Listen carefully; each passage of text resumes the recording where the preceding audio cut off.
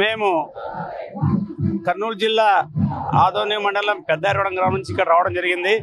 కూటమి ప్రభుత్వం ఆగస్టు నెలలో ఒక ఉపసంఘాన్ని నియమించి కొత్త జిల్లాలు, కొత్త రెవెన్యూ డివిజన్లు, కొత్త మండలాల ఏర్పాటు గురించి ప్రతిపాదన సందర్భంగా ఆదోని మండలం రాష్ట్రంలోనే ఉన్న ఏకైక పెద్ద మండలం.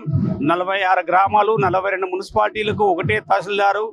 ఈ పరిస్థితుల్లో మా స్థానిక ఎమ్మెల్యే డాక్టర్ పార్థసారథి గారు అసెంబ్లీలో పలుమార్లు దీన్ని విజ్ఞాపనలు చేశాడు. దీన్ని 4 మండలాలు విభజించాలని. మేము ఆయన స్ఫూర్తితో పెద్దారవడం మండలం 40 ఏళ్ల కళ ఇది.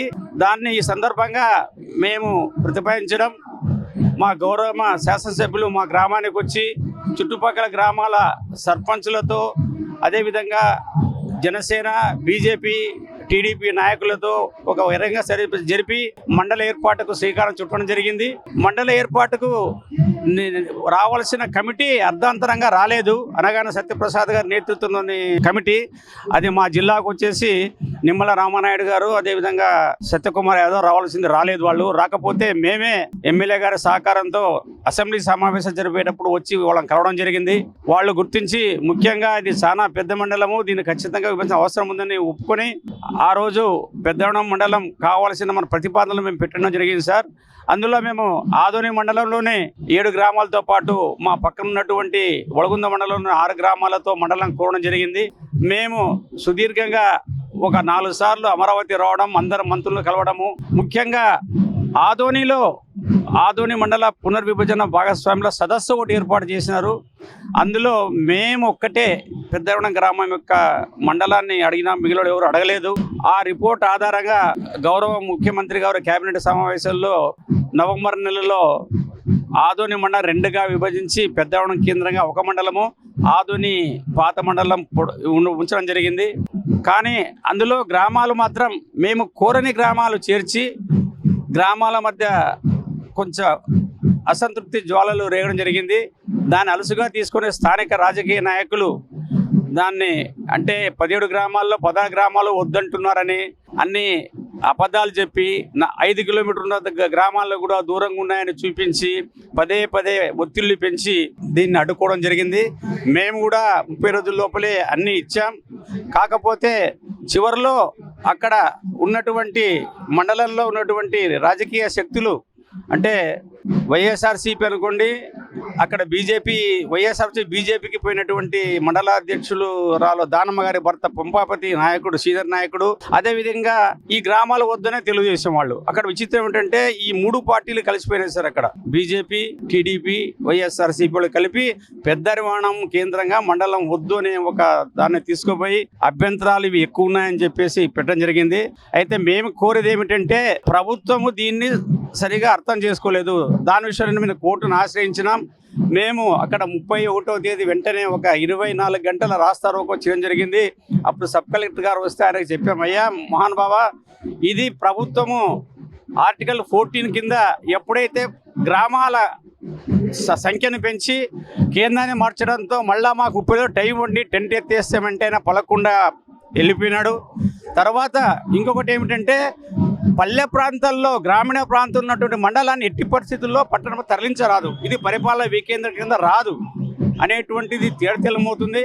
అయినా సరే కుట్రలు పన్ని 24 డిసెంబర్న అంటే 4 రోజుల ముందు ఆదోని మండల పరిషత్ సర్వసభ్య సమావేశం జరిపించి అందులో ఆదోని 1, ఆదోని 2గా 2 లిస్టు పంపడం జరిగింది. ఈ విషయాన్ని మాకు తెలిసి చంద్రబాబు గారి దృష్టికి ఇవన్నీ పోలేదు. ముఖ్యమంత్రి గారికి ప్రజలకు మధ్య ఒక తెర ఉంది. ఆ తెర తొలగాలనే రేపు మాపో మా వాళ్ళు ఇక్కడ వచ్చే అవకాశం ఉంది. ఆ లోపు మేము న్యాయ పోరాటంతో ఈరోజు హైకోర్టు తలుపులు తట్టడం జరిగింది. నా పేరు ఆదినారాయణ రెడ్డి, నాది పెద్దారవడం. నా పేరుతోనే ఇప్పుడే అడ్వకేట్ దగ్గర అన్ని సంతకాలు చేసి ఇచ్చేసాము ఆ బిల్లు. కాబట్టి మాకు కోరేదంతా ఒకటే, మండల కేంద్రంగా అరవడం కొనసాగిస్తారా, లేకపోతే గ్రామంలోకి ఏ రాజకీయ పార్టీ నాయకుడికి కూడా ప్రవేశం లేదని మొన్న నుంచి మేము శపథం చేశాం. ఆ బోర్డు కూడా పెట్టాము. కాబట్టి ఇది ఒక సంచలనాత్మక నిర్ణయంగా గుర్తించి రాజకీయ పార్టీలు ప్రజల కేంద్రంగా రాజకీయాలు చేయండి, మీ చుట్టూ ఉపగ్రహాల్లా తిరిగే వాళ్ళు వద్దు అని చెప్పేసి ఒక గుణపాఠం నేర్పే స్థాయికి ఈరోజు పెద్దారవడం గ్రామ ప్రజల చైతన్య స్థాయి వచ్చింది. అది కర్ణాటక సరిహద్దుల్లో ఉంది. ఒకవేళ కనుక ఇట్లే కొనసాగితే మళ్ళా మా ప్రాంతాన్ని కర్ణాటకలో కలపమనే ఉద్యమం వచ్చినా పెద్ద ఆశ్చర్యపోనక్కర్లేదు. ప్రజల యొక్క మనోభావాలను దెబ్బతీసేటువంటి ఏ చర్య చేసినా కూడా ఖచ్చితంగా అది ఒక నినాదంగా మారి నినాదం ఒక విధానంగా మారే పరిస్థితి ఉంది. కాబట్టి ఇప్పటికన్నా కళ్ళు తెరిచి రద్దు చేసిన పెద్దన మండలం కొనసాగించాలని కోరుతూ మేము ఈ అవకాశాన్ని ఈ హైకోర్టుకు వచ్చినప్పుడు ఇక్కడ మీడియా ముందు వచ్చాం. ఈ మీడియా సోదరులకు ప్రత్యేకమైన ధన్యవాదాలు. ఎక్కడో రాష్ట్ర సరిహద్దున మా గ్రామం యొక్క బాధలు విన్నారు. ఈ బాధలు మీ రూపంలో మేము అక్కడ మా జిల్లాలో కూడా దీన్ని పబ్లిష్ చేస్తాం సార్. మీకు ప్రత్యేకమైన ధన్యవాదాలు. ప్రజలను మీరు గుర్తించినందుకు చాలా ధన్యవాదాలు sir. Thank you one sir. నా ఓ పెద్దహరణం మాది. మేమంతా హరిమన మండల కమిటీ సదస్సులు, మేము సదస్సులు. దాంట్లో మేము ఇదే కోరేది ఏమంటే వచ్చిన మండలాన్ని ఆ లోకల్ ఉన్న నాయకులు దాన్ని రద్దు చేసి ఆదని 1, 2 అని చేసి మమ్మల్ని చాలా నిరాపరపరిచినారు. మేము అందరూ ఊర్లో అంతా జనము 12,000 ఓటింగ్ ఉంది, 14,000 మంది జనసంఖ్య ఉంది. మా ఊర్లో ఒక మెడికల్ షాప్ ఉంది, మెడికల్ హాస్పిటల్ ఉంది, కాలేజ్ ఉన్నాయి, స్కూల్స్ ఉన్నాయి, హాస్టల్స్ ఉన్నాయి, అన్నీ ఉన్నాయి.